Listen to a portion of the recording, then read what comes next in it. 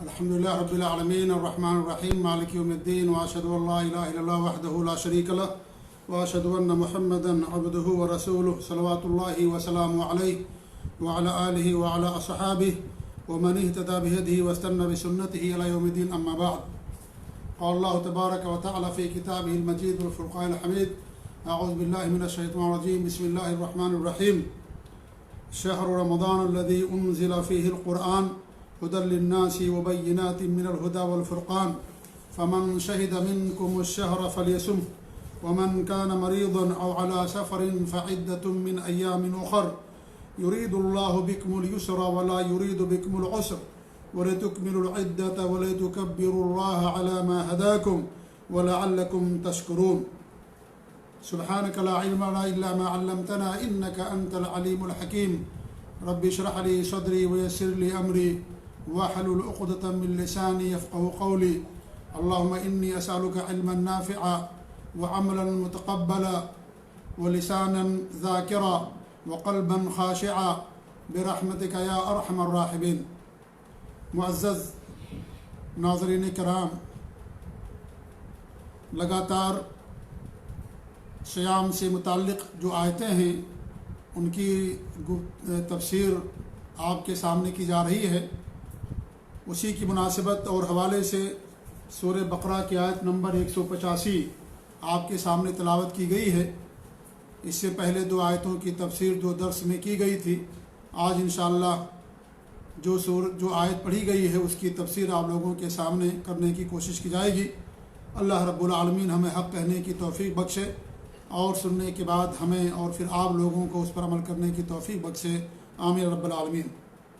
اللہ تعالیٰ کا ارشاد ہے کہ شہر رمضان الذی انزل فیہ القرآن، کہ رمضان کا مہینہ تو وہ مہینہ ہے جس میں قرآن کریم کو نازل کیا گیا.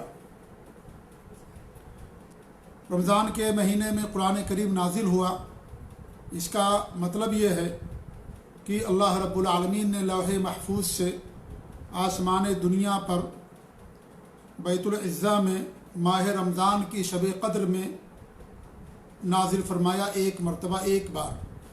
پھر وہاں سے 23 سالہ دور میں یا 23 سالہ مدت میں ضرورت کے تحت قرآن کریم کو اللہ رب العالمین نازل کرتا رہا. یا جبریل امین وہاں سے ضرورت کے تحت لے کر کے ہمارے نبی صلی اللہ علیہ وسلم پر اترتے رہے.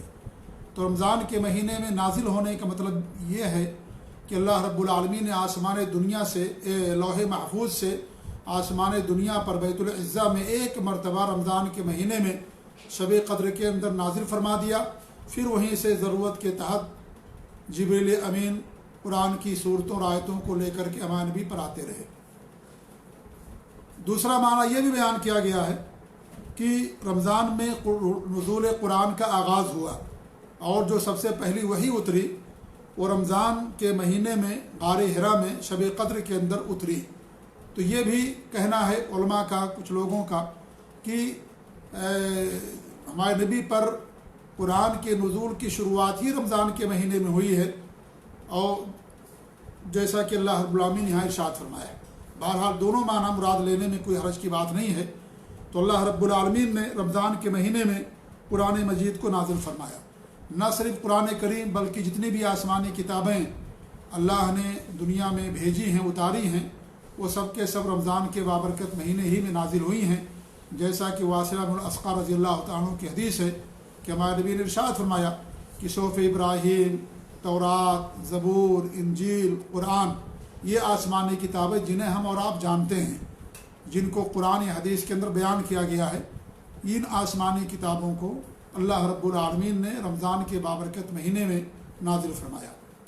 علامہ امام ابن کثیر رحمۃ اللہ نے بیان کیا ہے کہ سابقہ جو آسمانی کتابیں تھیں ان کو اللہ رب العالمین نے ایک ہی بار میں نازل کر دیا تھا، لیکن یہ جو قرآن کریم ہے اسے اللہ رب العالمین نے ایک مرتبہ تو لوح محفوظ سے آسمان دنیا پر اتارا، لیکن وہاں سے ضرورت کے تحت جبریل امین 23 سالہ مدت میں نازل کرتے رہے یا لے کر کے اترتے رہے. ابو الاسود ایک تابعی ہیں رحمۃ اللہ علیہ، فرماتے ہیں کہ وقع فی قلبی الشک، کہ میرے دل میں تھوڑا سا شک یا تھوڑا سا اشکال پیدا ہوا اللہ رب العالمین کے اس قول کے تعلق سے کہ اللہ فرماتا ہے کہ شہر رمضان الذی انزل فیہ القرآن، اور پھر اللہ تعالیٰ یہ فرماتا ہے کہ انا انزلناہ فی لیلۃ القدر، اور پھر اللہ تعالیٰ یہ فرماتا ہے کہ انا انزلناہ فی لیلۃ مبارکہ۔ مطلب یہ ہوا کہ اللہ رب العالمین نے یہ جگہ فرمایا کہ ہم نے رمضان کے مہینے میں قرآن کو نازل کیا، دوسری آیت میں اللہ فرماتا ہے کہ ہم نے اسے شب قدر میں اتارا، تیسری جگہ اللہ فرماتا ہے کہ ہم نے اسے مبارک رات میں اتارا۔ تو امام ابو الاسود فرماتے ہیں رحمۃ اللہ علیہ کہ میرے دل کے اندر کچھ اشکال پیدا ہوا، تو میں عبداللہ بن عباس کے پاس گیا اور کیسے اعتراض ہوا، وہ کہنے لگے کہ جب کہ اللہ نے قرآن کو شوال میں بھی نازل کیا ہے، ذی القعدہ میں بھی نازل کیا، ذی الحجہ میں بھی، اور باقی مہینوں میں نازل کیا، تو اللہ تعالیٰ یہ کیسے فرماتا ہے کہ ہم نے اس کو رمضان میں نازل کیا، پھر شب قدر میں، فی بابرکت رات میں؟ تو وہ کہتے ہیں کہ میں عبداللہ بن عباس کے پاس گیا تو میں نے ان کے سامنے بات بیان کی، تو عبداللہ بن عباس نے فرمایا کہ انہ انزل فی رمضان فی لیلۃ القدر و فی لیلۃ مبارکہ، کہ اللہ رب العالمین نے رمضان میں قرآن اتارا شب قدر میں اور بابرکت رات میں۔ رمضان سے مراد مہینہ ہے اور رات سے مراد شب قدر ہے، جو رمضان کے آخری 10 راتوں میں سے طاق راتوں میں آتی ہے، اور یہی بابرکت رات ہے کیونکہ اس رات کا جاگنا اللہ تعالیٰ یعنی کسی انسان کا 1000 مہینے کی عبادت سے بہتر ہے۔ تو اس سے بڑی برکت کیا ہو سکتی ہے کہ انسان ایک رات جاگتا ہے، ایک رات اللہ تعالیٰ کی عبادت کرتا ہے، اور اللہ رب العالمین اسے پوری زندگی سے زیادہ اس کو اجر اور ثواب دیتے ہیں اور زیادہ وہ بہتر ہوتا ہے۔ تو وہی بابرکت رات بھی ہے جو شب قدر ہے، تو شب قدر ہی لیلۃ مبارکہ ہے، کیونکہ یہ شب قدر جو ہے رمضان کے مہینے کے اندر آتی ہے، اور آخری طاق راتوں میں رمضان کی جو آخری 10 راتیں ہیں ان طاق راتوں میں سے کسی ایک رات کے اندر شب قدر آتی ہے۔ پھر وہ کہتے ہیں کہ جملۃ واحدہ، یعنی اللہ رب العالمین ایک بار اس کو نازل فرمایا۔ پھر ثم انزل علی مواقع النجوم ترتیلا فی الشہور والایام، پھر اللہ رب العالمین اسے مہینوں میں اور دنوں میں متفرق طور پر نازل کرتا رہا، یعنی وہاں سے نازل ہوتا رہا قرآن کریم۔ تو معلوم یہ ہوا کہ رمضان کے مہینے میں نازل ہونے کا مطلب یہ ہے کہ اللہ نے آسمان دنیا پر لوح محفوظ سے ایک مرتبہ اتارا، اور پھر وہاں سے ضرورت کے تحت 23 سالہ مدت میں قرآن کا نزول ہوتا رہا۔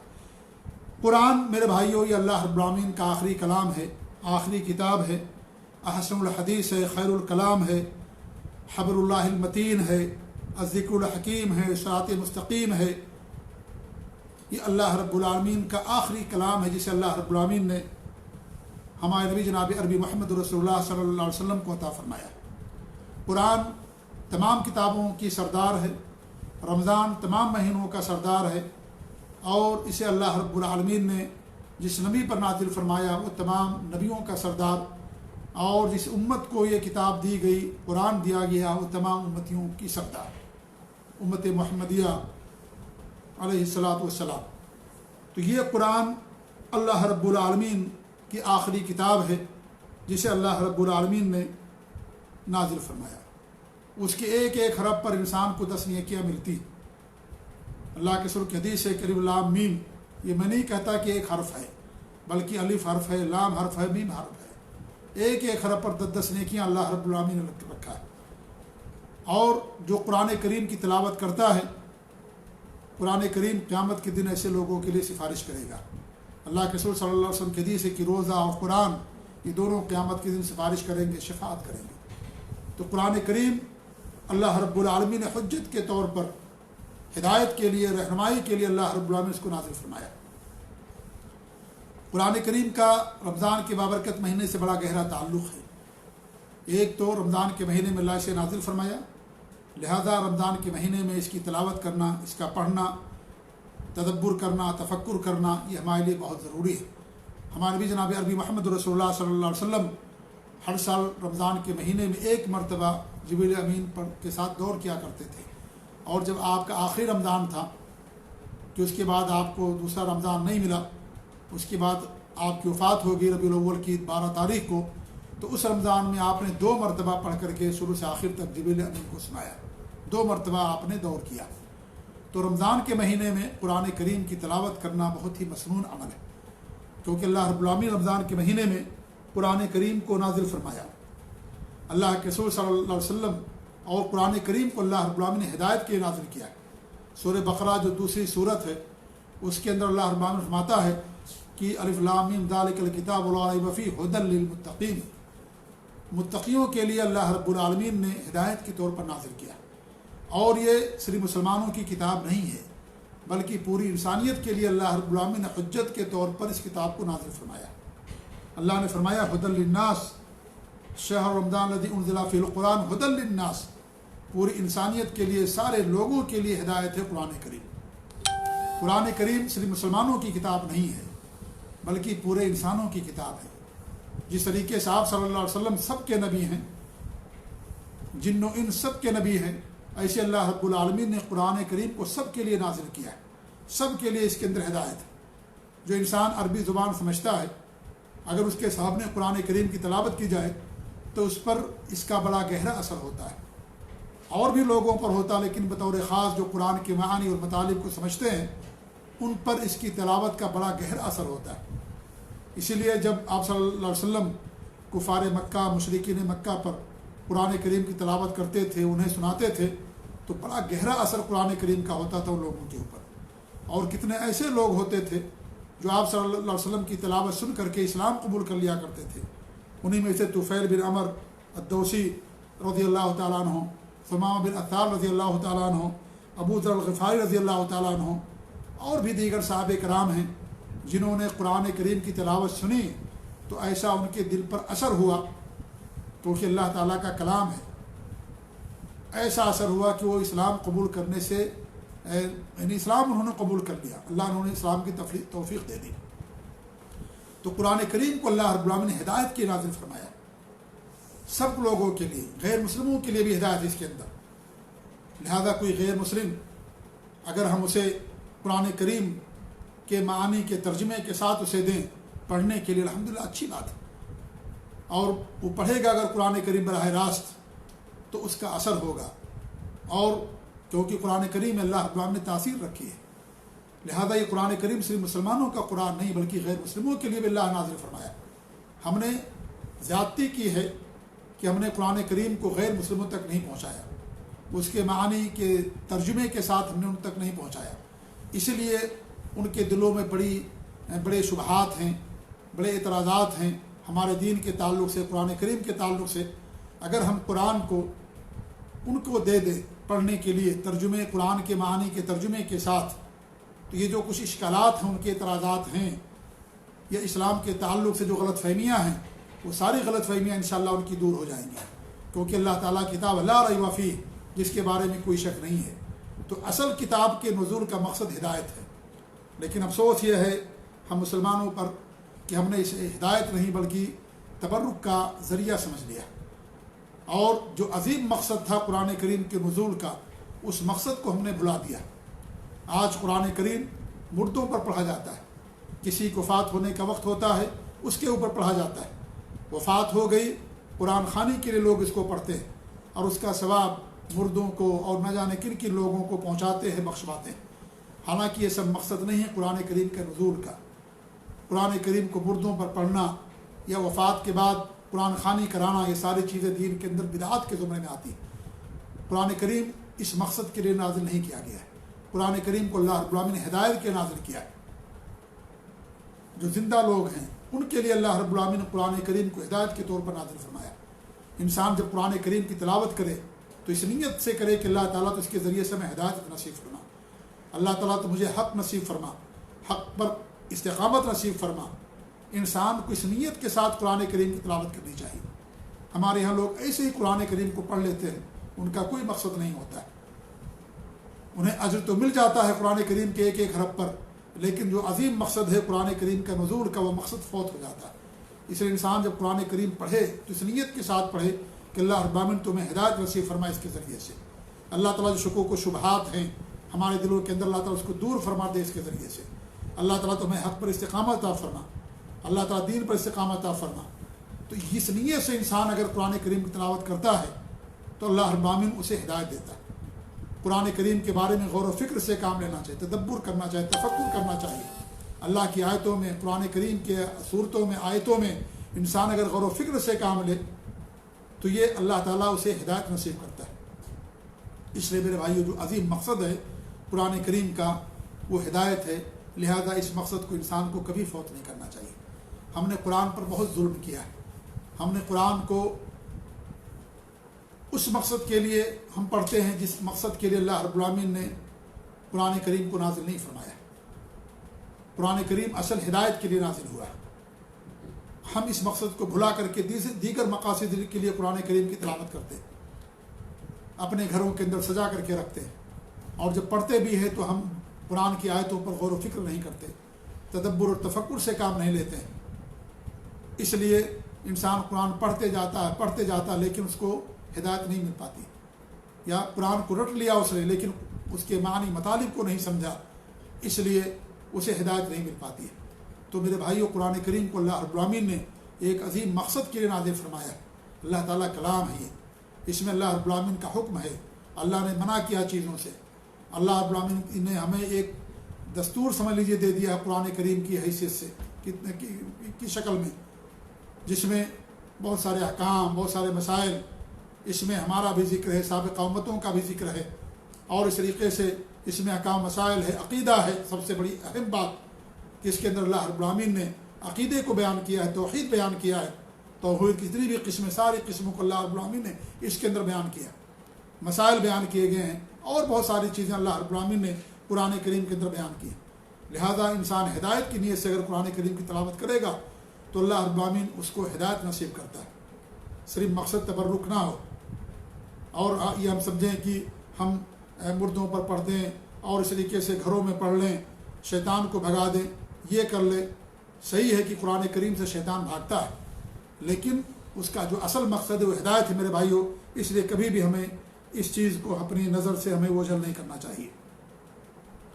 اس قرآن کریم کا حق ہے ہمارے اوپر، بہت سارے حقوق ہیں، ان میں سے ایک حق یہ ہے کہ انسان اس پر غور کرے، تأمل کرے، اس کی تلاوت کرے، قرآن کریم کو یاد کرے، قرآن کریم پر عمل کرے۔ یہ سب سے بڑی بات ہے کہ اللہ رب العالمین نے عمل کے لیے قرآن کریم کو نازل کیا کہ انسان اس کے مطابق زندگی گزارے۔ آج اگر ہم دیکھیں تو ہماری زندگیاں قرآن سے مختلف ہیں۔ ہمارے نبی حضرت عائشہ رضی اللہ تعالیٰ عنہ سے ہمارے نبی کے بارے میں سوال کیا گیا، اخلاق کے بارے میں، تو حضرت عائشہ نے کیا فرمایا؟ وکان خلقہ القرآن، کہ ہمارے نبی صلی اللہ علیہ وسلم کا اخلاق قرآن تھا۔ تو انسان کو اپنے عملی زندگی میں قرآن کریم کو نافذ کرنا، اس پر عمل کرنا، جتنے بھی اچھے اخلاق ہیں، آداب ہیں، اچھی باتیں ہیں، ان تمام باتوں کو انسان کو اپنی زندگی میں نافذ کرنا، اور وہ باتیں جن سے منع کیا گیا ہے قرآن کریم کے اندر، جو بری عادات ہیں، بری باتیں ہیں، بری خصلتیں ہیں، برے اخلاق ہیں، بری چیزیں ہیں، شرک ہے، کفر ہے، نئی نئی چیزیں دین کے اندر پیدا کرنا، اللہ اور اس کے رسول پر الزام لگانا، تہمت لگانا، برے اخلاق، ظلم، زیادتی، جھوٹ، غیبت، نمیمہ، چغلخوری، جھوٹی قسمیں کھانا، اللہ پر الزام لگانا، یہ ساری جو برائیاں ہیں، برے اعمال، بری خصلتیں، بری عادتیں ہیں، ان تمام چیزوں سے اپنے آپ کو بچانے کی ضرورت ہے۔ تو قرآن کریم کا ہمارے اوپر بہت بڑا حق ہے۔ ہمارے نبی نے فرمایا دین نصیحہ، دین خیرخواہی کا نام ہے۔ صحابہ کرام نے پوچھا کس کے لیے؟ کہا اللہ کے لیے، اس کی کتاب کے لیے، اللہ کے لیے، اس کے رسول کے لیے، بولے کتاب ہے، اس کی کتاب کے لیے، اور جو مسلمانوں کے حکمراں ہیں ان کے لیے، وہ عامتہم، اور جو عام مسلمان ہیں ان کی خیر خواہی کا نام۔ تو قرآن کی خیر خواہی یہ ہے کہ ہمارا قرآن پر ایمان ہونا چاہیے کہ اللہ رب العالمین کا آخری کلام، یہ مخلوق نہیں ہے، یہ اللہ تعالیٰ کا کلام ہے، اللہ رب العالمین کی کتاب ہے۔ اللہ نے پڑھ کر کے جبریل امین کو سنایا، جبریل امین نے پڑھ کر کے ہمارے نبی صلی اللہ علیہ وسلم کو سنایا، اور ہمارے نبی نے صحابہ کو سنایا۔ ایک سلسلہ، ایک کڑی ہے قرآن کریم کے تعلق سے کہ لوگ ایک دوسرے سے سن کر کے قرآن کریم کو پڑھتے ہیں اور یاد کرتے ہیں۔ قرآن محفوظ ہے، قرآن محفوظ ہے، اور اس میں نہ ایک حرف کی زیادتی ہو سکتی ہے، نہ ایک حرف کم کیا جا سکتا ہے۔ اللہ رب العالمین نے پورے دین کی حفاظت کی ذمہ داری لے لی۔ اللہ تعالیٰ کے ارشاد ہے انا نحن نزلنا الذکر وانا لہ لحافظون، ہم نے ذکر کو نازل کیا ہے اور اس کی حفاظت کے ذمہ دار ہم ہیں۔ ذکر سے مراد صرف قرآن نہیں ہے، بلکہ ذکر سے مراد پورا دین ہے۔ اللہ تعالیٰ کے ارشاد فاسألوا اہل الذکر ان کنتم لا تعلمون، اہل ذکر سے پوچھو اگر تمہیں نہیں معلوم۔ اہل ذکر کون ہیں؟ اہل ذکر علماء ہیں، جو دین کے عالم ہیں وہ اہل ذکر ہیں، وہ جو دین کو، کتاب و سنت کو سلف صالحین کے منہج پر سمجھتے ہیں، علماء حق ہیں، وہ اہل ذکر ہیں۔ تو ذکر صرف قرآن کا نام نہیں ہے، ذکر پورا دین ہے، قرآن ذکر ہے، حدیث ذکر ہے، قرآن میں جو کچھ اللہ نے اتارا وہ سب ذکر ہے، جو عبادات وہ بھی سب ذکر ہیں. تو اہل ذکر سے مراد علماء، جو دین کے عالم. تو ذکر پورا دین مراد ہے، یہاں پر صرف قرآن کریم مراد نہیں ہے بلکہ پورا دین مراد، کیونکہ دین صرف قرآن کریم کے اندر نہیں ہے، دین حدیثوں کے اندر بھی بیان کیا گیا ہے، اور حدیثوں کے بغیر انسان قرآن کریم کو نہیں سمجھ سکتا اور نہ ہی دین کے اوپر عمل کر سکتا ہے. اس لیے بہت سارے سلف صالحین کہا کرتے تھے، امام احمد رحمۃ اللہ علیہ سے بھی قول منقول ہے، امام اوزاعی سے بھی منقول ہے، وہ کہا کرتے تھے کہ قرآن زیادہ ضرورت مند ہے حدیث کا بنسبت کی حدیث قرآن کی زیادہ ضرورت مند ہے، اس لیے کہ قرآن کریم میں اللہ رب العالمین نے اصول بیان کیے، مبادی بیان کیے، تفصیلات آپ کو حدیثوں کے اندر ملے گی. تو پورا دین اللہ رب العالمین نے محفوظ کر دیا. اللہ نے اوپر سے ذکر دین کو نازل کیا، جو دین اللہ نے کتاب و سنت کے اندر محفوظ کر دیا. قرآن بھی محفوظ ہے، اللہ کے رسول کی حدیثیں بھی محفوظ ہے، کیونکہ اگر حدیثیں محفوظ نہ ہوں تو انسان قرآن کو نہیں سمجھ سکتا، دین پر عمل پیرا نہیں ہو سکتا. اللہ رب العالمین نے فرمایا ہے جب تمہارا کسی مسئلے کے اندر اختلاف ہو تو اللہ اس کے رسول کی طرف لوٹا دو. اللہ کی طرف لوٹانا، قرآن کی طرف لوٹانا، نبی کی طرف لوٹانا، آپ کی حدیثوں کی طرف لوٹانا. اللہ تعالیٰ کے فرمان قیامت تک کے لیے اگر آپ کی حدیثیں، ہمارے نبی کی حدیثیں محفوظ نہ ہوں تو اللہ رب العالمین نے اسی چیز کی طرف لوٹانے کا حکم دے رہا جو چیز محفوظ نہیں ہے، نعوذ باللہ من ذالک، جس کا وجود دنیا کے اندر نہیں ہے. اس لیے جس طریقے سے اللہ نے قرآن کریم کو محفوظ کر دیا ہے، ایسے اللہ رب العالمین نے حدیثوں کو بھی محفوظ کیا. قرآن کریم کو اللہ رب العالمین علماء کے ذریعے سے، حفاظ کے ذریعے سے، قراء کے ذریعے سے محفوظ کیا. اللہ رب العالمین نے دین کو، حدیثوں کو محدثین کے ذریعے سے، علماء جرح و تعدیل کے ذریعے سے حدیثوں کو محفوظ کیا. لہذا حدیثیں بھی محفوظ ہیں جس طریقے سے قرآن کریم کو اللہ نے محفوظ کیا، کیونکہ دین کی حفاظت میں دونوں کی حفاظت ضروری. قرآن اگر محفوظ ہو جائے، حدیث جو اس کا بیان اگر وہ محفوظ نہ ہو تو انسان قرآن کریم کو کیسے سمجھ سکتا ہے؟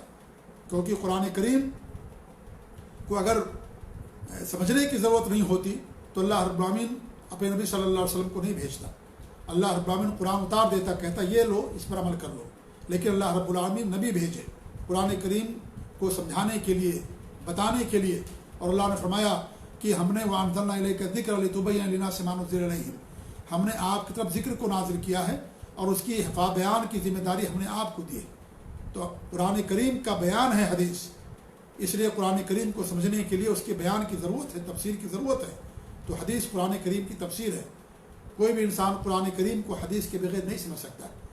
ہمارے نبی صلی اللہ علیہ وسلم نے باقاعدہ حدیثوں کے ذریعے سے قرآن کریم کی تفسیر اور اس کا اور معنی مطلب بیان کیا، اور علماء نے بیان کیا ہے حدیث کے تعلق سے کہ آپ دیکھیں قرآن کریم کے اندر جو مجمل احکام ہیں حدیث میں اس کی تفصیل کی گئی. مجمل کا مطلب یہ ہوتا ہے کہ جس کے بیان کی ضرورت ہو، جسے بیان کیا جائے، یعنی بغیر بیان کے وہ چیز سمجھ میں نہ آئے. جیسے اللہ نے نماز کا حکم دیا، زکوٰۃ کا حکم دیا، حج کا، عمرے کا ذکر ہے، صوم کا ذکر ہے، روزے کا، لیکن اس کی تفصیل اللہ رب العالمین نے نہیں بیان فرمائی. اللہ نے مجمل حکم نازل کر دیا، اس کی تفصیل آپ کو کہاں ملے گی؟ اس کی تفصیل ہمیں اور آپ کو حدیثوں کے اندر ملے گی، ان تمام چیزوں کی. اس طریقے سے دوسری چیز یہ ہے کہ اسلام قرآن مجید کے اندر بہت سارے احکام مطلق ہیں، تو حدیث نے اس کو مقید کر دیا ہے. مطلق کا مطلب یہ ہوتا ہے کہ اس میں یعنی جو چیز بیان کی جائے ان میں سے کسی کو مقید نہ کیا جائے، بلکہ وہ چیز سب کو شامل ہو. آپ اس کو مثال سمجھیں کہ جیسے مان لیجیے اللہ رب العالمین فرماتا ہے کہ چور اور چورنی کے ہاتھ کاٹ لو. ہاتھ یہ ایک مطلق ہے، کیونکہ ہاتھ کو عربی زبان میں ناخن سے لے کر کے کندھے تک سب کو ہاتھ کہا جاتا ہے. اب کہاں سے ہاتھ کاٹیں گے؟ یہ قرآن کریم کے اندر نہیں بیان کیا گیا ہے. کلائی سے کاٹیں گے، کوہنے سے کاٹیں گے، یا جو ہے یہاں بغل سے کاٹیں گے، کہاں سے ہاتھ کاٹیں گے؟ اللہ رب العالمین نے نہیں بیان کیا. مجمل ہے کیونکہ ہاتھ سب کو کہا جاتا ہے، ہاتھ جو ہے سب کو کہا جاتا ہے. تو اگر ہم ہاتھ کی کو مقید کر دیں کہ یہاں پر ید سے مراد صرف جو ہے کلائی ہے تو یہ پھر مقید ہو جائے گا. تو مقید حدیثیں کرتی ہیں بہت سارے مسائل. تو یہاں پر ہاتھ کے بارے میں اللہ رب العالمین نے بیان فرمایا تو اس کی تقید کر دی گئی ہے کہ ہاتھ انسان صرف کلائی سے کاٹ سکتا ہے. ایسے اللہ نے فرمایا کہ جو عورتیں تم کو دودھ پلائی ہیں وہ بھی تمہاری رضائی ماں ہے. اب یہ مطلق بیان کیا گیا، کتنی بار پینے سے ہوگا یہ سب نہیں بیان کیا گیا. حدیثوں کے اندر بیان کیا گیا کہ اگر کوئی بچہ بچپن میں جو 2 سالہ مدت ہے دودھ پینے کی، اس میں اگر کسی عورت سے 5 مرتبہ دودھ پیتا ہے اپنی مرضی کی بھر، تب جا کر کے رضا ثابت ہوتی ہے۔ ایک بار اگر کوئی پیتا ہے، 2 بار پیتا ہے، 3 بار پیتا ہے تو نہیں رضا ثابت ہوتی ہے۔ کم سے کم 5 مرتبہ پینا چاہیے بچے کو، اور وہ بھی اس مدت میں جو دودھ پینے کی مدت ہے۔ تو یہ رضاعت مطلق بیان کیا اللہ رب العالمین نے، لیکن ہمارے بھی نے مقید کر دیا کہ 5 مرتبہ پینا یہ ضروری ہے، تب جا کر کے رضا ثابت ہوتی ہے۔ تو قرآن کریم کے اندر جو مطلق احکام ہیں اس کی تقید حدیث کرتی ہے۔ اس طریقے سے جو عمومی احکام ہیں حدیث اس کو خاص کر دیتی ہے، حدیث کو خاص کرتی ہے۔ جیسے مثال کے طور پر اللہ رب العالمین نے کیا فرمایا کہ وَأَحَلَّ اللَّهُ الْبَيْعَ وَحَرَّمَ الرِّبَا، اللہ نے بیع کو حلال کر دیا، ربا کو حرام کر دیا۔ اب بیع یہ عام ہے، کیا ہر بیع ہمارے لیے حلال ہے؟ ہر تجارت ہمارے لیے حلال نہیں۔ وہ تجارت ہمارے لیے حلال ہوگی جو تجارت صحیح ہوگی، کیونکہ بیع میں اچھی تجارت اور فاسد تجارت سب شامل ہے۔ اللہ رب العالمین نے اس کو جو ہے خاص نہیں کیا کہ یہاں پر یہ بیع مراد ہے جو اچھی تجارت ہو، اور جو باطل اور فاسد وہ مراد نہیں ہے۔ یہ ہمارے نبی نے حدیث کے اندر بیان فرمایا، اس کی شرطیں بیان کی، لہذا وہی بیع حلال ہوگی، وہی تجارت حلال ہوگی جو ہمارے لیے کیا ہوگی، صحیح ہوگی۔ اس طریقے سے قرآن کریم میں اللہ نے فرمایا ظلم، اللہ تعالیٰ فرماتا ہے کہ جو ایمان لائے اور اپنے ایمان کو ظلم سے انہوں نے پاک رکھا، ایسے لوگ ہدایت یافتہ ہیں اور ایسے لوگوں کے لیے امن ہے۔ اب ظلم کئی طرح کا ہوتا ہے، انسان کسی کو مارتا یہ بھی ظلم ہے، اپنے نفس پر انسان ظلم کرتا ہے، لوگوں پر ظلم کرتا ہے، ظلم کی بہت ساری اقسام ہیں، عام ہے ظلم یہ۔ تو یہاں پر قرآن میں ظلم سے کیا مراد، اس ظلم سے مراد کیا ہے، شرک مراد ہے، جیسا کہ ہمارے نبی نے حدیث کے ذریعے سے اس کی تعین فرما دی، تخصیص فرما دی کہ یہاں پر ظلم سے مراد کیا ہے، شرک مراد ہے۔ تو یہ تیسری چیز ہوگی۔ چوتھی چیز یہ ہے یعنی قرآن کا حدیث کے ساتھ کیا تعلق ہے، میں بتا رہا ہوں۔ چوتھا تعلق یہ ہے کہ قرآن کریم کے اندر جو حکم آیا ہے اس کی تاکید حدیثوں کے اندر آئی ہوئی ہے، اور ایسا بہت ہے۔ عمومی طور پر ایسا ہی ہے کہ قرآن کریم کے اندر جو حکم ہے حدیث میں اس کی تاکید کر دی گئی ہے، اور اس کو بیان کیا گیا وضاحت کے ساتھ اور زیادہ صراحت کے ساتھ۔ پانچواں تعلق یہ ہے قرآن کا حدیث سے کہ قرآن کا جو ہے حدیث کا قرآن کے ساتھ میں کہ قرآن کریم کے اندر بہت ساری باتیں نہیں بیان کی گئی، حدیثوں کے اندر ان باتوں کو بیان کیا گیا مستقل طور پر۔ حدیثوں کے اندر اس کا ذکر ملے گا، قرآن کریم کے اندر آپ کو اس کا ذکر نہیں ملے گا۔ مثال کے طور پر بہت ساری مثالیں دی جا سکتی ہیں۔ مثال کے طور پر آپ دیکھیں، قرآن کریم نے نہیں بیان فرمایا ہے کہ اگر آدمی نے کسی شادی کیا تو اس کی جو بھانجی ہوگی یا بھتیجی ہوگی کیا اس کے ساتھ شادی کر سکتا ہے یا نہیں کر سکتا۔ قرآن کریم میں اس کو نہیں بیان کیا گیا، شریعت نے اس کو حرام قرار دیا، شریعت نے اس کو حرام قرار کر دیا کہ اگر کوئی آدمی کسی عورت سے نکاح کیا تو اس عورت کی جو بھانجی ہے یا بھتیجی ہے اس سے آدمی نکاح نہیں کر سکتا جب تک کہ عورت اس کی زوجیت کے اندر ہے۔ یہ بات قرآن کریم کے اندر آپ کو نہیں ملے گی۔ اس طریقے سے دیکھیں، ہر وہ درندہ جو اپنے دانتوں سے شکار کرتا ہے، دانت والا ہے اور دانتوں سے شکار کرتا ہے، وہ شریعت کے اندر حرام ہے۔ قرآن مجید کے اندر اس کو اللہ رب العالمین نے نہیں بیان فرمایا۔ قرآن کریم میں کہیں نہیں ہے کہ شیر کھانا حرام ہے یا چیتا کھانا حرام ہے یا بلی کھانا حرام ہے، کہیں نہیں بیان کیا قرآن کریم کے اندر۔ یہ حدیث سے چیز ہمیں معلوم ہوتی ہے، کیونکہ یہ کل ذی ناب ہیں، یہ یعنی درندے ہیں، دانت سے شکار کرتے ہیں، تو ایسی صورت میں یہ حدیث سے چیز حرام ہوگی۔ ایسے آپ دیکھیں چڑیوں کے بارے میں قرآن کریم میں اللہ رب العالمین نے بیان فرمایا، اللہ کے رسول صلی اللہ علیہ وسلم فرمایا کہ ہر وہ چڑیا جو اپنے پنجے سے شکار کرتی ہے وہ مراد ہے، اس کا کھانا ہمارے لیے حرام نہیں کھا سکتے۔ جیسے باز ہے، چیل وغیرہ ہیں، یہ سب پنجوں سے شکار کرتے ہیں تو ان کا کھانا ہمارے لیے حرام ہے۔ تو یہ قرآن کریم کے اندر چیزوں کا ذکر نہیں موجود ہے۔ اس طریقے سے آپ دیکھیں جو گھریلو گدھے ہیں ان کا ذکر قرآن کریم میں نہیں ملے گا، کھچر کا ذکر قرآن کریم میں نہیں ملے گا، جبکہ حرام ہے یہ۔ اس طریقے سے بہت ساری چیزیں اگر آپ دیکھیں گے تو آپ کو مل جائیں گی۔ قرآن کریم میں زکوٰۃ الفطر کا ذکر نہیں ہے، قرآن کریم میں دادی کی وراثت کا ذکر نہیں ہے، قرآن کریم میں شفاء کے احکام کا ذکر نہیں ہے، قرآن کریم میں نماز جنازہ کا ذکر نہیں ہے۔ اس طریقے سے صلاۃ قصور کا ذکر نہیں ہے، جانوروں میں کیسے زکوٰۃ دینی اس کا کوئی ذکر آپ کو قرآن کریم کے اندر نہیں ملے گا۔ اس طریقے سے آپ دیکھیں کہ اگر شادی شدہ زنا کر لے اس کو رجم کرنا ہے، اس کا ذکر آپ کو قرآن کریم کے اندر نہیں ملے گا، اس کے حروف نہیں ملیں گے، الفاظ نہیں ملیں گے اس کے۔ اس طریقے سے جو شادی شدہ نہیں ہے اگر زنا کر بیٹھے تو 1 سال کے لیے اس کو شہر بدر کرنا، اس کا ذکر آپ کو قرآن کریم کے اندر نہیں ملے گا۔ تو میں کتنی مثالیں عام لوگوں کو دوں۔ ہمارے نبی نے بہت ساری باتیں بتائی ہیں جس کا ذکر قرآن کریم کے اندر نہیں ہے. ہمارے نبی فرماتے ہیں کہ اوتیت الکتاب و مثلہ معہ، مجھے اللہ نے کتاب بھی دی اور کتاب جیسی بھی مجھے دیا گیا. تو حدیث جو ہے یہ قرآن جیسی ہے، یہ دوسرا مصدر ہے. دونوں اللہ رب العالمین کی طرف سے وہی ہیں، دونوں محفوظ ہیں اور دونوں حجیت میں برابر ہیں. ہم جو کہتے ہیں کہ حدیث دوسرا مصدر کا مطلب صرف یہ ہے کہ ترتیب میں دوسرے نمبر پر ہے، ورنہ حجیت کے اعتبار سے دونوں برابر ہیں.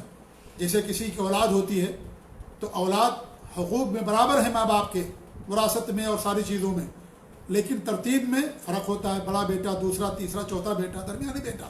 تو ترتیب کے لحاظ سے یا جو بھی اولاد ہو ترتیب کے لحاظ سے یہ چیز ہوتی ہے، ورنہ حقوق کے لحاظ سے دونوں برابر. تو جس طریقے سے قرآن سے مسئلہ ثابت ہوتا ہے اور اس کا ماننا ضروری ہوتا ہے، اسے حدیث سے بھی ثابت ہوتا ہے. اگر کوئی آدمی حدیث کو چھوڑ دے کہ ہمیں حدیث کی ضرورت نہیں ہے تو وہ گمراہ ہے، وہ صحیح راستے پر نہیں ہے، بلکہ وہ کافر ہے. امام سعودی نے، امام شافعی نے، بڑے بڑے علماء نے، سب نے بیان کیا اگر کوئی آدمی حدیث کا انکار کر دے کہ ہم حدیث نہیں مانیں گے تو آدمی مسلمان نہیں ہو، کافر ہو جاتا ہے. کیونکہ وہ دین پر عمل ہی نہیں کر سکتا، کسی بھی چیز پر عمل نہیں کر سکتا. نہ نماز پڑھ سکتا ہے، نہ روزہ رکھ سکتا، نہ زکوٰۃ دے سکتا، نہ حج کر سکتا، کوئی کام نہیں کر سکتا وہ اگر انسان حدیث کو نہ مانے، حدیث کو چھوڑ دے. تو یہ قرآن جو اللہ نے نازل کیا ہے اس کو ہمیں حدیث سے سمجھنا، اللہ کے رسول کی سنتوں سے ہمیں اس کو سمجھنا. اگر انسان اپنی مرضی کے مطابق سمجھے گا تو قرآن کو نہیں سمجھ پائے گا. جی ہاں، کہ ہر آدمی اپنی مرضی کے مطابق قرآن کریم کی تفسیر کرنا شروع کر دے. ایک آدمی کو عربی زبان تھوڑی سی آ گئی، اب وہ کہے کہ ہمیں حدیثوں کی ضرورت نہیں ہے، ہم قرآن کریم کی تفسیر اپنی طرف سے کریں گے. تو میرے بھائیوں یہ بالکل صحیح نہیں، غلط ہے. یہ غلط منہج کے لوگ ہیں جو اس طریقے سے کرتے ہیں. اللہ رب العالمین نبی کو بھیجا، پورے قرآن کو آپ نے لوگوں کے سامنے بیان کیا، اس کی تفسیر آپ نے بیان کی. وہ چیزیں جن کی ضرورت تھی امت کو، صحابہ نے پوچھا، ان تمام چیزوں کو ہمارے نبی صلی اللہ علیہ وسلم نے بیان کیا. اور امام اور عبداللہ بن عباس رضی اللہ عنہ بیان فرماتے ہیں قرآن کے تفسیر کے تعلق سے کہ تفسیر 4 طریقے سے ہوتی ہے. ایک تفسیر تو ایسی ہے کہ جس کو عرب لوگ سمجھتے ہیں کیونکہ ان کی زبان عربی ہے، وہ سمجھ جاتے ہیں کہ اس کا معنی مطلب کیا ہے. دوسرا یہ ہے کہ جسے سارے لوگ سمجھتے ہیں، یعنی اس کے اندر نہ عرب، نہ عوام، نہ عالم، نہ جاہل، کچھ سارے لوگ سمجھتے ہیں اور کوئی معذور نہیں ہوگا. جیسے اللہ رب العالمین نے قرآن کریم کے اندر حکم دیا بہت ساری باتیں، جھوٹ نہ بولو، چوری نہ کرو، اللہ رب العالمین نے نیکی کا حکم دیا، تو ہر انسان سمجھتا ہے اس کو. تیسری چیز یہ ہے کہ کچھ چیزیں ایسی ہیں جن کو علماء کے علاوہ اور کوئی اس کی تفسیر نہیں جانتا ہے، علماء جانتے ہیں. اور کچھ چیزیں ایسی ہیں چوتھا نمبر پر کہ لا یعلمہ الا اللہ، کہ اللہ کے علاوہ کوئی نہیں جانتا. جیسے حروف مقطعات ہیں جو صورتوں کے شروع میں الف لام میم ہا میم، یا اس طریقے سے قاف، یہ جو حروف مقطعات ہیں ان کا معنی مطلب اللہ رب العالمین کے علاوہ کوئی نہیں جانتا. ان کے پڑھنے میں اجر ہے، ثواب ہے کہ 1 ارب پر 10 نیکیاں ہیں، لیکن اس کا معنی مطلب اللہ رب العالمین کے علاوہ کوئی نہیں جانتا. تو اس طریقے سے یہ قرآن کریم جو اللہ نے نازل کیا اس کو سمجھنے کے لیے ہمیں حدیثوں کی ضرورت ہے، صحابہ کی تفسیر کی ضرورت ہے، کیونکہ صحابہ نے قرآن کریم کو نازل ہوتے ہوئے دیکھا. صحابہ کی زبان عربی زبان تھی اور اس لیے ان کی تفسیریں بھی معتبر ہیں قرآن کریم کی تفسیر کے حوالے سے. تو صحابہ کرام کے ذریعے سے بھی ہمیں ان کے اقوال اور ان کی تفسیروں کے ذریعے سے ہمیں قرآن کریم کو سمجھنا ہے. تو اس طریقے سے اللہ رب العالمین نے قرآن کریم کو رمضان کے مہینے میں نازل کیا. لیکن حق میرے بھائیوں اور پورا دین قرآن و حدیث دونوں کے اندر اللہ رب العالمین نے محصور کر دیا.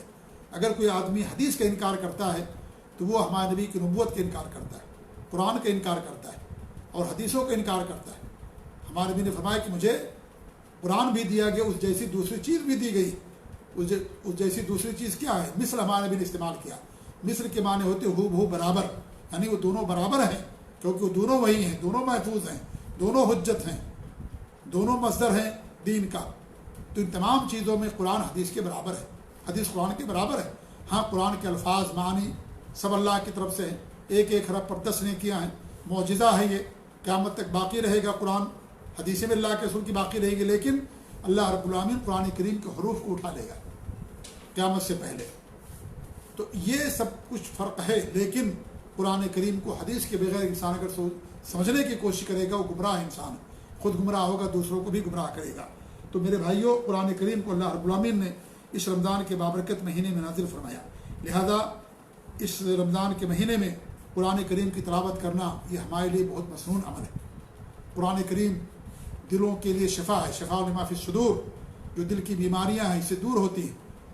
قرآن کریم میں ظاہری علاج بھی، ظاہری شفا بھی ہے، انسان بیمار ہے پڑھتا ہے اللہ تعالیٰ اس کو شفا دیتا ہے، لیکن شفا کا طریقہ وہی ہونا چاہیے جو ہمارے نبی ثابت ہے۔ ہمارے نبی پڑھ کر کے دم کیا کرتے تھے۔ اگر ہم اسے تعویذ بنا کر کے گلے میں لٹکا لیں گے تو اس سے ہم کو شفا نہیں ملے گی۔ جیسے دوائیں انسان گلے میں لٹکا لے تو اس کو شفا نہیں ملے گی۔ دواؤں میں اللہ نے شفا رکھا ہے، وہ ایک سبب ہے، ذریعہ ہے۔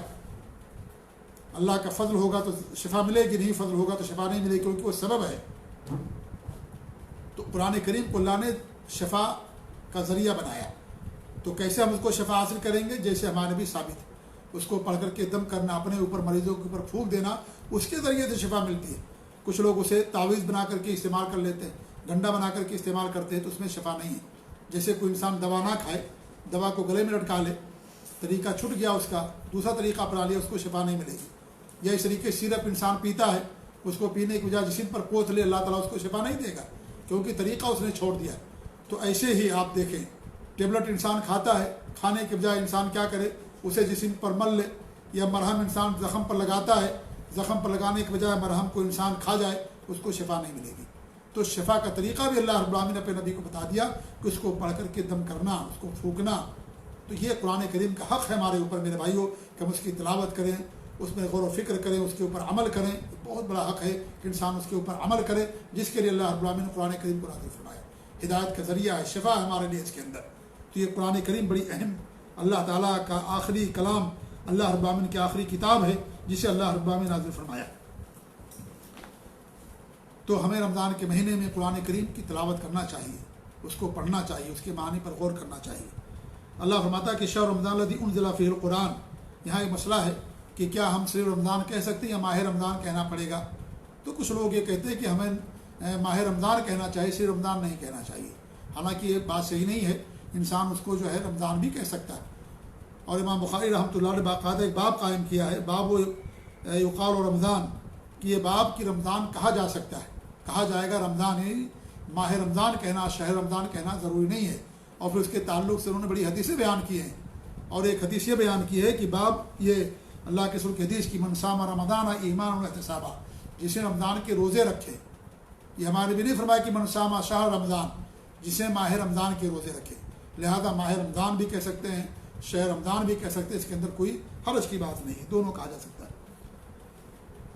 تو اللہ فرماتا ہے کہ شہر رمضان الذی انزل فیہ القرآن، کہ ماہ رمضان کو نازل کیا گیا رمضان کے مہینے میں، ہدی للناس، سارے لوگوں کے لیے ہدایت ہے یہ، وبینات من الہدی والفرقان، اور اس کے اندر ہدایت کی واضح نشانیاں موجود ہیں، حق اور باطل کے درمیان واضح نشانیاں اس کے اندر موجود ہیں۔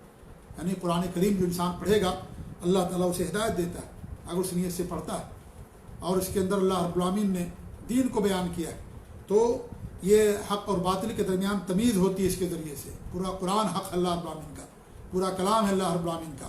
اور یہ بتا دوں قرآن مخلوق نہیں ہے، اگر کوئی انسان اسے مخلوق سمجھتا ہے تو مسلمان نہیں ہو، کافر ہے۔ قرآن اللہ رب العالمین کلام ہے جسے اللہ رب العالمین نے نازل فرمایا، کلام کیا آپ نے پڑھ کر کے، اللہ رب العالمین نے پڑھ کر کے اس کو سنایا جبریل امین کو۔ یہ پورا قرآن کریم حق ہے اللہ رب العالمین کی طرف سے۔ اللہ فرماتا ہے کہ وَإِنَّهُ لَكِتَابٌ عَزِيزٌ، یہ جو کتاب ہے بڑی معزز کتاب ہے، لا يَأْتِيهِ الْبَاطِلُ مِن بَيْنِ يَدَيْهِ وَلَا مِنْ خَلْفِهِ، اس کتاب کے پاس باطل پھٹک بھی نہیں سکتا، نہ اس کے آگے سے نہ اس کے پیچھے سے۔ تنزیل من حکیم حمید، یہ حکمتوں والے اور خوبیوں والے کی طرف سے نازل شدہ کتاب ہے، یعنی حکیم اور حمید اللہ تعالیٰ کے ناموں میں سے ہے، تو اللہ رب العالمین اس کو نازل فرمایا۔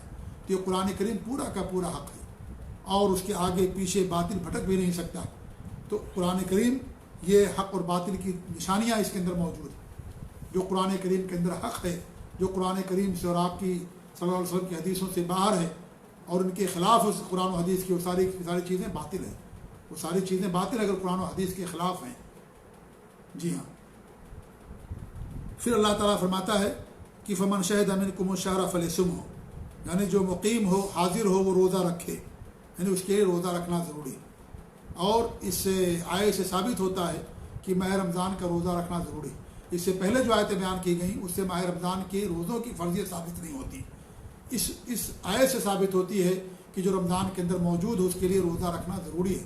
فمن شہد منکم الشہر، جو رمضان کے مہینے میں حاضر ہو اس کے لیے روزہ رکھنا ضروری ہے۔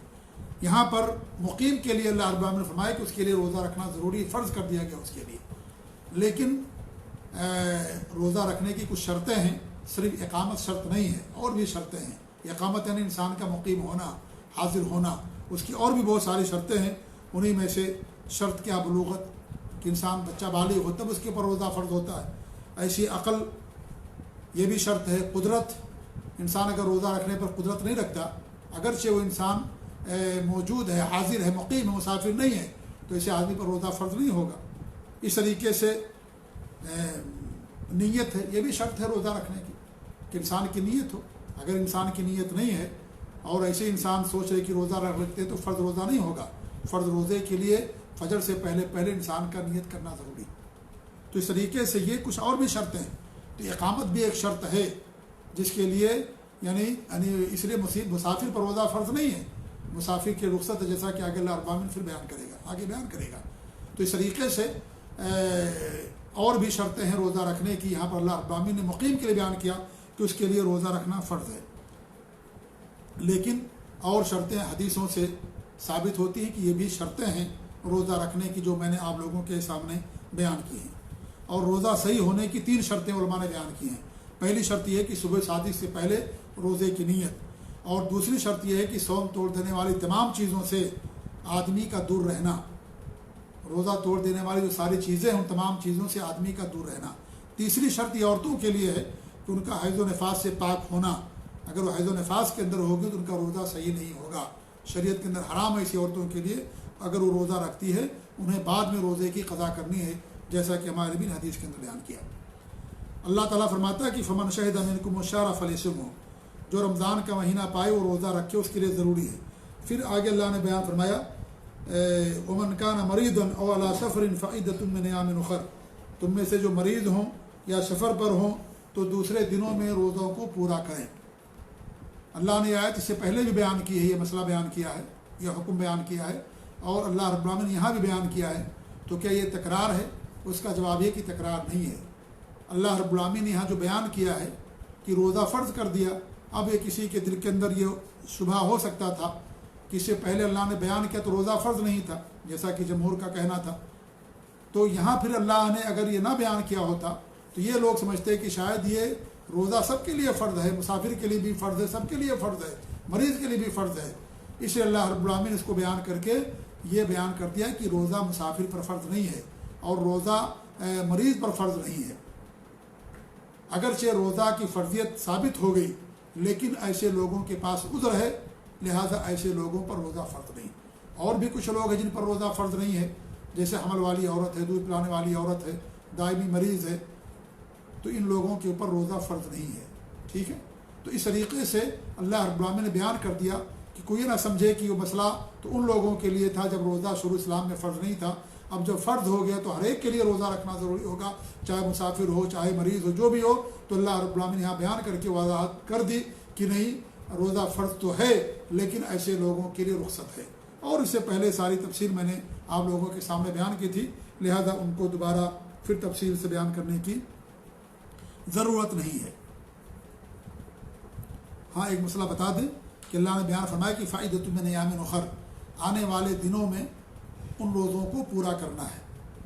وہ کون سے دن ہیں جن میں پورا کرنا ہے؟ شعبان تک پورا کرنا، اگرچہ انسان کو جلدی کرنا چاہیے، لیکن یہاں ایک مسئلہ ہے کہ اگر کسی انسان نے رمضان تک روزے کی قضا نہیں کیا تو اس کا کیا حکم ہے؟ یعنی اس کے پاس عذر تھا، مان لیجئے مسافر تھا، مریض تھا، لیکن اس نے نہیں پورا کیا، قضا نہیں کیا، اور رمضان کا مہینہ آ گیا، اس کا کیا حکم ہے؟ تو اس کا جواب یہ ہے کہ اگر اس کے پاس عذر تھا تو وہ رمضان کے بعد روزے کی قضا کر لے، اس کے اوپر کوئی کفارہ نہیں ہے، نہ اس کے اوپر کوئی گناہ ہے۔ جیسے کوئی انسان بیمار تھا اور اس کی بیماری دائمی تھی، ہمیشہ والی بیماری نہیں تھی، اب یہ تھا کہ اس کو شفا مل جائے گی تو روزہ پورا کر لے گا، لیکن شفا اس کو نہیں مل پائی، بیماری بڑھ گئی، اور پھر کیا نام ہے، اس کو موقع نہیں مل سکا، اس کے پاس عذر ہو گیا، یا ایسے ہی کسی آدمی کا ایک روزہ چھوٹا ہوا تھا یا 2 روزے چھوٹے ہوئے تھے، بھول گیا، وہ بھول چوک بھی شریعت نے معاف کر دیا ہے، تو ایسی صورت میں اس کو گناہ بھی نہیں ہوگا۔ اگر انسان حقیقت میں بھول گیا ہے اور حقیقت میں اس کے پاس عذر ہے تو گناہ بھی اس کو نہیں ہوگا، لیکن اس کو بعد میں شوال میں یا رمضان کے بعد اس کے لیے قضا کرنا ضروری ہوگا۔ دوسرا یہ ہے کہ بغیر عذر کے اس نے روزہ نہیں رکھا، اب اس کی صورت میں کیا ہوگا؟ اس کے پاس کوئی عذر نہیں، اللہ نے اس کو شفا دے دیا، وہ بھولا بھی نہیں تھا، اسے یاد تھا کہ ہم نے روزہ رکھنا ہے، لیکن شعبان تک اس نے روزے کی قضا نہیں کی، رمضان آ گیا، اب ایسی صورت میں اس کا کیا حکم ہے؟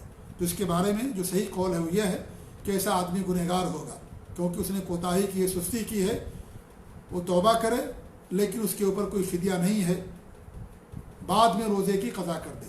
پہلے مسئلے میں اس مسئلے میں فرق یہ ہوگا کہ پہلے مسئلے میں پہلی حالت میں انسان گنہگار نہیں ہوگا کیونکہ اس کے پاس عذر ہے، یہاں گنہگار ہوگا لہذا وہ توبہ بھی کرے کیونکہ اس نے کوتاہی کی ہے، سستی کی ہے اور اس نے خیال نہیں رکھا جو وقت اللہ نے متعین کیا تھا، لہذا اس صورت میں اس آدمی کو چاہیے کہ بعد میں روزے کی قضا کر لے، توبہ بھی کرے، لیکن قضا کرنا اس کے لیے ضروری ہوگا کیونکہ ایسے آدمی کے اوپر قضا ہی ہے، لہذا بعد میں اس کی قضا کر لے گا۔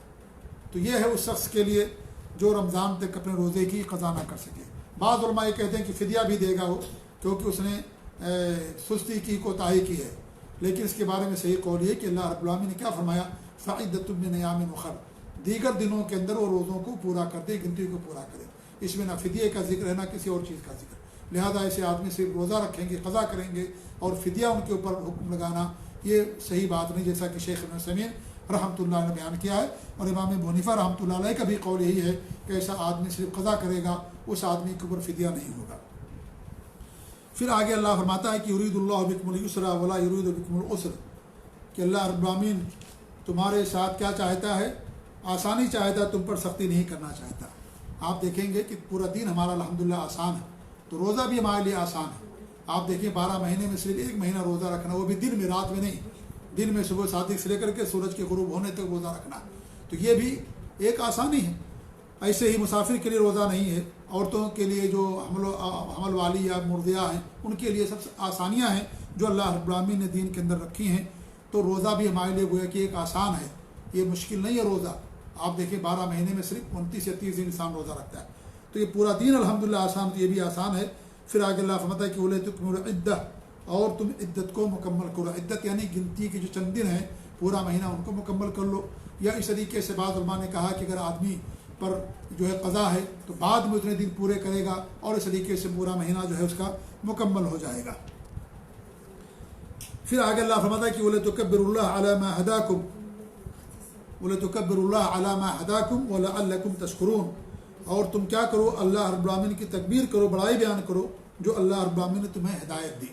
کس چیز کی ہدایت دی؟ تمہیں روزہ رکھنے کی توفیق دی، دن رمضان کے مہینے میں نیک کام کرنے کی توفیق دی، قرآن کی تلاوت کی توفیق دی، صدقات و خیرات کی توفیق دی اور نیک کاموں کی توفیق دی، لہذا اس توفیق پر اللہ رب العالمین کی بڑائی بیان کرو۔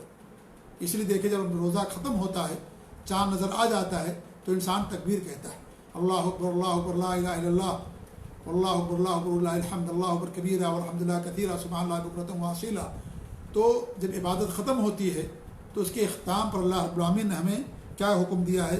ہمیں یہ حکم دیا ہے کہ ہم اللہ رب العالمین کی بڑائی بیان کریں، اللہ رب العالمین کی بڑائی بیان کریں۔ اللہ رب العالمین نے باقاعدہ ہمیں اس بات کا حکم دیا ہے، جیسے دیکھیں حج کے بارے میں اللہ فرماتا ہے کہ فَإِذَا قَضَيْتُم مَنَاسِكَكُمْ فَاذْكُرُوا اللَّهَ كَذِكْرِكُمْ آبَاءَكُمْ أَوْ أَشَدَّ ذِكْرًا، جب تم اپنے مناسک پورے کر لو تو جیسے تو اللہ کو یاد کرو، اللہ کا ذکر کرو، جیسے تم اپنے آباء و اجداد کو یاد کرتے ہو یا اسے کہیں زیادہ اللہ رب العالمین کا تم ذکر کرو۔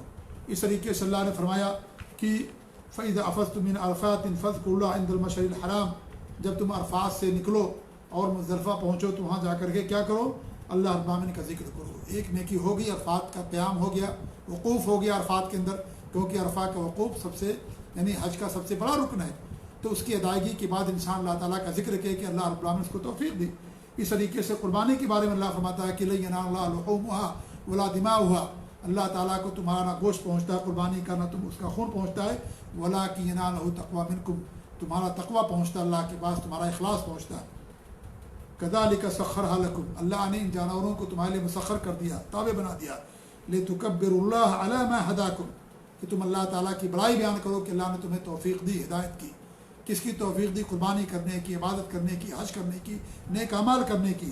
تو اس طریقے سے اللہ رب العالمین نے ہمیں فرمایا کہ وَلَتُكَبِّرُوا اللَّهَ عَلَىٰ مَا هَدَاكُمْ، کہ اللہ نے تمہیں ہدایت دی، تم اس پر اللہ رب العالمین کی بڑائی بیان کرو، کیونکہ یہ اللہ کی توفیق ہوتی ہے تبھی انسان نیک عمل کر پاتا ہے۔ انسان کوئی بھی عمل اللہ تعالیٰ کی توفیق کے بغیر نہیں کر سکتا. ہم تو انسان عاجز ہیں، مجبور ہے، انسان نہیں کر سکتا جب تک کہ اللہ تعالیٰ کی توفیق نہیں ہوگی. وما توفیق الا باللہ، اللہ تعالیٰ ہی کی طرف سے انسان کو توفیق ملتی ہے. لہذا ہمیشہ انسان کو اللہ کی بڑائی بیان کرنا چاہیے. جب بھی انسان نیکی کرے اللہ کا شکر ادا کرے، اللہ کی بڑائی بیان کرے. تو یہاں پر ہدایت سے مراد توفیق والی ہدایت ہے کہ اللہ نے اس کام کرنے کی توفیق دیا. کیونکہ ہدایت دو طرح کی ہوتی ہے. ایک ہدایت لوگوں کو رہنمائی کرنا، جسے ہدایت ارشاد کہا جاتا ہے. یہ اللہ رب العالمین نے جو ہے ہر ایک کے اختیار میں دیا جس کے پاس علم ہے کہ انسان کسی کو سیدھے راستے کی طرف رہنمائی کرے. اللہ فرماتا ہے کہ لِكُلِّ قَوْمٍ ہاد، ہر قوم کے لیے ہم نے ہادی بھیجا، ہدایت یعنی رہنمائی کرنے والا بھیجا. اس طریقے سے اللہ فرماتا ہے نبی کے بارے میں وَإِنَّكَ لَتَهْدِي إِلَىٰ صِرَاطٍ مُسْتَقِيمٍ، آپ لوگوں کو صراط مستقیم کی طرف دعوت دے رہے ہیں، ہدایت دے رہے ہیں. اور دوسری آیت میں اللہ نے فرمایا وَإِنَّكَ لَتَدْعُوهُمْ إِلَىٰ صِرَاطٍ مُسْتَقِيمٍ، آپ انہیں صراط مستقیم کی طرف بلا رہے ہیں. تو یہ لوگوں کو رہنمائی کرنا، لوگوں کو حق کی طرف بلانا، یہ اللہ رب العالمین نے ہر اس شخص کو اختیار دیا جس کو اللہ نے علم سے نوازا، وہ لوگوں کو حق کی طرف بلائے. لیکن اس حق پر عمل کرنے کی توفیق دینا یہ اللہ رب العالمین کا کام. اللہ کے علاوہ کوئی کسی کو توفیق نہیں دے سکتا. اللہ تعالیٰ کی ارشاد ہے اِنَّكَ لَا تَهْدِي مَنْ أَحْبَبْتَ، آپ جسے چاہیں اسے آپ توفیق نہیں دے سکتے. یہ توفیق دینا وَلَٰكِنَّ اللَّهَ يَهْدِي مَن يَشَاءُ، توفیق دینا اللہ رب العالمین کا ہاتھ ہے، اللہ کے اختیار میں. لَيْسَ عَلَيْكَ هُدَاهُمْ، اے نبی آپ کے اختیار میں نہیں ہے لوگوں کو حق کی توفیق دینا. وَلَٰكِنَّ اللَّهَ يَهْدِي مَن يَشَاءُ، اللہ تعالیٰ جس کو چاہتا ہے اسے توفیق دیتا ہے. تو توفیق دینا ہی اللہ رب العالمین کا کام. ہم اور آپ لوگوں کو رہنمائی کر سکتے ہیں، صحیح راستے کی طرف بلا سکتے ہیں، لیکن اس پر چلنے کی توفیق دینا یہ صرف اور صرف اللہ کے اختیار میں ہے. یہ اختیار اللہ رب العالمین نے کسی کو نہیں دیا، کسی بندے کو نہیں دیا. حتیٰ کہ ہمارے نبی کو بھی اس کا اختیار نہیں تھا. ہمارے بھی چاہتے تھے کہ ان کے چچا ابو طالب اسلام لے آئیں، لیکن اسلام قبول نہیں کیا. بڑی ہمارے نبی کی چاہت تھی، بڑی خواہش تھی. وفات کا وقت ہمارے نبی ان کے پاس تشریف لے گئے اور کہا کہ لا الہ الا اللہ پڑھ لو، ہم تمہارے لیے سفارش کریں گے. لیکن ان کو توفیق نہیں ملی. ہمارے نبی کی بڑی خواہش تھی. ہمارے نبی کی خواہش تھی کہ سارے لوگ مسلمان ہو جائیں، لیکن کیا مسلمان ہوئے سارے لوگ؟ قریش کے بڑے بڑے سردار کوئی نہیں مسلمان ہوئے. اللہ نے جن کو توفیق دیا انہوں نے اسلام قبول کیا. تو توفیق دینا یہ اللہ تعالیٰ کا کام ہے. یہ نہ کسی نبی کا کام ہے، نہ کسی پیر فقیر کا، نہ کسی عالم کا، نہ کسی فرشتے کا، کسی انسان کا کام نہیں ہے. توفیق دینا صرف اور صرف اللہ رب العالمین کا کام ہے. اللہ تعالیٰ جس کو چاہے توفیق دیتا ہے. اس لیے ہمیں کبھی اپنی بات پر فخر نہیں کرنا چاہیے، گھمنڈ نہیں کرنا چاہیے. سب کچھ اللہ کی طرف سے ہے. ہم تو عاجز ہیں، ہم تو کمزور ہیں، ہمارے اختیار میں کچھ بھی نہیں ہے. ہمارے دل اللہ تعالیٰ کی دو انگلیوں کے درمیان میں. اللہ تعالیٰ جدھر چاہے ادھر گھما دے. اس لیے توفیق دینے والا اللہ رب العالمین ہے. لہذا انسان کبھی اپنی بات پر فخر اور غرور نہ کرے، گھمنڈ نہ کرے. اور یہ اگر اسے توفیق ملتی ہے تو اللہ رب العالمین کی طرف سے توفیق ملتی ہے. اللہ نے توفیق دیا تب اسے انجام دیا ہے، ورنہ انسان کے اختیار میں ایسی کوئی بات نہیں ہے اور نہ انسان ایسا کچھ کر سکتا ہے. آگے اللہ فرماتا ہے وَلَعَلَّكُمْ تَشْكُرُونَ، تاکہ تم اللہ رب العالمین کا شکر ادا کرو. شکر میرے بھائیو بہت بڑی نعمت ہے، بہت عظیم نعمت ہے. انسان کو ہمیشہ اللہ رب العالمین کا شکر ادا کرنا چاہیے. اور شکر انسان دل سے کرتا ہے. ایک شکر دل سے ہوتا ہے. دل کا مطلب یہ ہے کہ انسان یہ عقیدہ رکھے کہ جو کچھ بھی ہمارے پاس نعمتیں صرف اللہ تعالیٰ کی طرف سے اللہ نے دیا ہے اور کوئی دینے والا نہیں ہے. پوری دنیا اکٹھا ہو جائے تو بھی انسان کو اس سے زیادہ نہیں دے سکتی جتنا اللہ نے اس کے لیے لکھ دیا. تو دینے والا اللہ رب العالمین، اللہ وہاب ہے، اللہ دان دینے والا داتا اللہ رب العالمین. تو انسان یہ عقیدہ رکھے کہ جو کچھ بھی ہمارے پاس ہے یہ اللہ رب العالمین کی دی ہوئی نعمت ہے، اللہ نے دیا ہے. اگرچہ ہم نے محنت کیا، ہم نے مزدوری کی، لیکن یہ صرف ذریعہ ہے. دینے والا حقیقت میں اللہ رب العالمین. تو انسان نعمتوں کی نسبت اللہ رب العالمین کی طرف کرے کہ اللہ رب العالمین کی طرف سے ہمیں ملا. تو یہ ایک شکر ہے، دل کا شکر. ایک شکر ہوتا ہے زبان کا شکر. ہمیشہ انسان اللہ رب العالمین کی حمد بیان کرے، اس کی بڑائی بیان کرے، اس کی تعریف کرے، اس نعمت کے اعتراف کرے. وَأَمَّا بِنِعْمَةِ رَبِّكَ فَحَدِّثْ، اللہ نے جو آپ کو نعمت دی اس کا آپ اعتراف کیجیے. اور اس کا اعتراف کرنا یہ کہ اللہ کی بات کیجیے، ساری چیزوں کو اللہ کی اطاعت کے اندر استعمال کیجیے. اس طریقے سے ایک شکر ہوتا ہے انسان کو اللہ نے اور جو اعضاء دیے ہیں ان کے ذریعے سے شکر ادا کرنا اللہ رب العالمین کا. اللہ نے ہمیں ہاتھ دیا، پاؤں دیا، آنکھ دیا، کان دیا، دماغ دیا. اللہ نے ہمیں جو ہے زبان دی ہے. تمام نعمتیں اللہ رب العالمین کی. ان تمام چیزوں سے اللہ رب العالمین کی اطاعت کرنا، ان سے صرف خیر کا کام کرنا، گناہ نہ کرنا، برائی نہ کرنا، یہ ہے دیگر اعضاء کا شکر جو اللہ رب العالمین نے ہم کو دیا. کہ ہم آنکھوں سے صرف اچھی بات دیکھیں، کان سے صرف اچھی باتوں کو سنیں، ہاتھ سے صرف اچھی چیزوں کو اٹھائیں، چوری نہ کریں، پاؤں کو صحیح چیزوں کے لیے استعمال کریے. سب زبان، یہ سب ہاتھ، پاؤں اور اعضاء اور جوارے کا کے ذریعے سے اللہ تعالیٰ کا شکر ادا کرنا. لہذا ہمیں چاہیے کہ ہم ہمیشہ اللہ کا شکر ادا کریں، کیونکہ ہمارا وجود اللہ تعالیٰ کا فضل ہے. جو کچھ بھی ہمارے پاس اللہ رب العالمین کی طرف سے، تو انسان اگر شکر ادا کرتا ہے تو اللہ رب العالمین کی نعمتیں باقی رہتی ہیں. وَلَئِن شَكَرْتُمْ لَأَزِيدَنَّكُمْ، اگر تم شکر کرو گے تو اللہ تعالیٰ اور دے گا. اللہ کا فرمان. جو انسان شکر ادا نہیں کرتا وہ اللہ رب العالمین سے نعمتوں کو چھین لیتا ہے میرے بھائیوں. اس لیے آج بھی الحمدللہ ہم بڑے نعمتوں میں ہیں، اس پر اللہ کا شکر ادا کریں. لاک ڈاؤن ہے، سب کچھ ہے، لیکن اللہ تعالیٰ کی ساری نعمتیں ہمارے پاس الحمدللہ موجود ہیں. ان لوگوں کو دیکھیں جن کے پاس گھر نہیں ہے، کھانے کے لیے ان کے پاس روٹی نہیں ہے، پانی پینے کے لیے نہیں ہے، اور باہر روڈوں پر رہتے ہیں اور اس طریقے سے پل کے نیچے زندگی گزار رہے ہیں. ایسے لوگوں کو دیکھیں. آپ ہم الحمدللہ کا شکر ادا کریں کہ اللہ نے کتنی نعمتیں ہمیں اور آپ کو دے رکھی. اس لیے ہمیشہ انسان کو اللہ رب العالمین کا شکر ادا کرنا چاہیے. ہر حال میں اللہ کا شکر ادا کرنا چاہیے. ہمیشہ اللہ کا ذکر کرتے رہنا چاہیے. اللہ رب العالمین کی بڑائی انسان کو بیان کرتے رہنا چاہیے. ہمارے نبی نے فرمایا حضرت معاذ بن جبل رضی اللہ عنہ سے کہ ہمارے نبی ان کا ہاتھ پکڑا اور کہا کہ اے معاذ واللہ انی لأحبک، اے معاذ اللہ کی قسم میں تم سے محبت کرتا ہوں. 2 مرتبہ ہمارے نبی نے فرمایا. میرے بھائیوں کتنے خوش نصیب ہیں وہ لوگ جن سے اللہ کے رسول محبت کریں. آپ ذرا غور کیجیے. حضرت معاذ بن جبل سے ہمارے نبی نے فرمایا کہ میں اللہ کی قسم تم سے محبت کرتا ہوں. بڑا خوش نصیب انسان ہے وہ، سعادت مند انسان ہے جس سے اللہ کے رسول جس سے محبت کرے. جس سے اللہ کے رسول محبت کریں گے اس سے اللہ رب العالمین محبت کرے گا. جس سے اللہ کی محبت، رسول کی محبت حاصل ہو جائے میرے بھائیوں وہ انسان کامیاب ہو گیا. اس کے لیے وہ کامیاب ہو گیا انسان جسے اللہ تعالیٰ کی محبت مل جائے. تو ہمارے نبی نے فرمایا کہ اللہ کی قسم میں تم سے محبت کرتا ہوں. پھر ہمارے نبی نے فرمایا اوصی کا اے معاذ میں تمہیں وصیت کر رہا. اور یہ ہماری یہ وصیت صرف معاذ کے لیے نہیں تھی، یہ وصیت پوری انسانیت کے لیے، سارے انسان مسلمانوں کے لیے. ہمارے نبی نے اگرچہ کسی کا نام لے کر کے کہا لیکن ہمارے نبی سب کے لیے ہیں. اس لیے ہمارے نبی کی وصیت سب کے لیے وصیت ہے. سب کے لیے وصیت ہمارے نبی کی ہے. ہمارے نبی نے کیا فرمایا؟ لا تدعن فی دبر کل صلاۃ، ہر نماز کے پیچھے تم یہ کہنا نہ چھوڑنا اللہم اعنی علی ذکرک و شکرک و حسن عبادتک. اے اللہ رب العالمین تمہیں توفیق دے، تو میری مدد فرما کہ میں تیرا ذکر کر سکوں، تیرا شکر ادا کر سکوں، اور ہمیں اچھی بات کرنے کی اللہ تعالیٰ تو ہمیں توفیق دے. کیونکہ اللہ کی توفیق نہیں ہوگی تو نہیں کر پائیں گے. ہم نماز نہیں پڑھ پائیں گے، رکوع نہیں کر پائیں گے، سجدے نہیں کر پائیں گے. اللہ کی توفیق نہیں ہوگی انسان کوئی بات نہیں کر سکتا. تو یہ سب توفیق اللہ رب العالمین کی طرف سے. اس لیے اس پر ہمیشہ انسان کو شکر ادا کرنا چاہیے اللہ رب العالمین کا، اور اللہ رب العالمین کی بات کرنی چاہیے. حسن عبادت کا ہمارے نبی نے، کیونکہ وہی عبادت حسن عبادت ہوگی جو اخلاص کے ساتھ ہوگی اور جس کے اندر وہ نبی کی سنت کے مطابق ہوگی، وہی عبادت حسن عبادت. اس لیے ہمیں اللہ رب العالمین نے اچھا عمل کرنے کا حکم دیا. انسان کا اچھا عمل کب ہوتا ہے؟ جب انسان مخلص ہوتا ہے اور وہ اللہ کے رسول صلی اللہ علیہ وسلم کی سنت کے مطابق ہوتا ہے، تب جا کر کے وہ عبادت اچھی بات بنتی ہے، اچھا عمل بنتا ہے. تو ہمیں اچھی بات کرنا ہے، اچھا عمل کرنا اللہ رب العالمین کے لیے. اللہ فرماتا ہے کہ لیبلوکم ایکم احسن عملا. اچھا عمل کون کرتا ہے؟ اللہ نے موت و زندگی پیدا کی تاکہ ہماری آزمائش کرے اللہ رب العالمین. تو معلوم یہ ہوا کہ ہم اللہ کا شکر ادا کریں گے تو اللہ تعالیٰ نعمتوں کو برقرار رکھے گا. تو اللہ نے ہمیں توفیق دی ہے روزہ رکھنے کی، نیک کام کرنے کی. اس پر اللہ رب العالمین کا ہمیں شکر ادا کرنا چاہیے، کیونکہ شکر ادا کرنے سے اللہ تعالیٰ کی نعمتیں برقرار رہتی ہیں. اللہ تعالیٰ دعا کہ اللہ رب العالمین ہمیں شکر ادا کرنے کی توفیق دے. اللہ ہماری باتوں کو قبول فرمائے. اللہ رب العالمین ہم سب کی حفاظت فرمائے.